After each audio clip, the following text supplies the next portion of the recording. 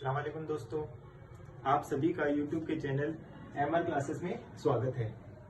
आज हम subject maths के बारे में बात करेंगे और मैथ्स सब्जेक्ट के अंदर भी सबसे पहले जैसे हम जानते हैं कि सबसे पहले किसके बारे में आती बात, संख्याओं के बारे में। मैथ्स किससे मिलकर बनी हुई है? संख्याओं से मिलकर बनी हुई है।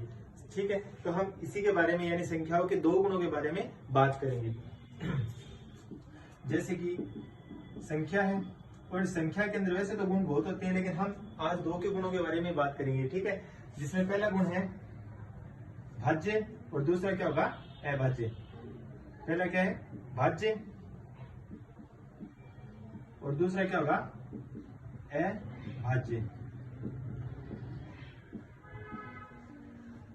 संख्याओं के दो गुण हैं हमारे पास, भाज्य और अभाज्य। तो हम बात करते हैं भाज्य की, फिर उसी से बात करेंगे अभाज्य की।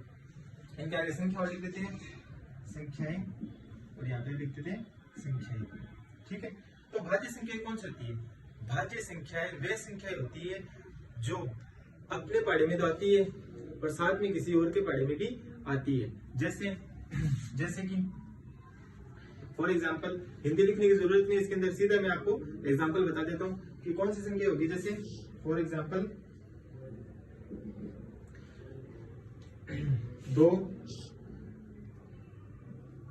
4, 6, 8, 10 और ऐसे आगे जैसे हम चलते रहे संख्या में तो हमें ये अभाज्य संख्या मिलती रहेगी। अब 4 कैसे हुआ? 4 का क्या गुण हुआ? जो 4 में से कौन सा गुण है जो भाज्य संख्या को बता रहा है? 4 के अंदर ये गुण है कि 4 फिर एक के पढ़े में आता है, 2 के पढ़े में आता है और 4 खुद के पढ़े में आता है। तो ये हो गया ना कि खुद के पढ़े में भी आया और 2 के पढ़े में भी आया, तो ये कौन सी संख्या होगी? भाज्य संख्या। ठीक है, ऐसी इस तरफ आ जाते हैं अभाज्य संख्या की तरफ। अभाज्य संख्या में क्या होता है कि वे संख्या जो सिर्फ खुद के पढ़े में आती है, या तो एक के पढ़े में है या खुद के पढ़े में है। ठीक है, तो वो कौन सी संख्या आती है?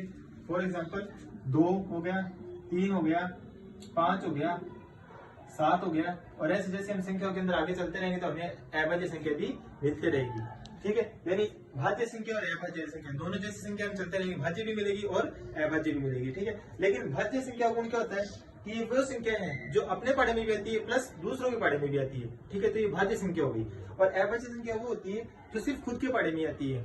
जैसे 2 एकम 2, अब 2 एकम हमने 2 बोल दिया, 3 एकम 3 बोल दिया, या 5 एकम 5 बोल दिया।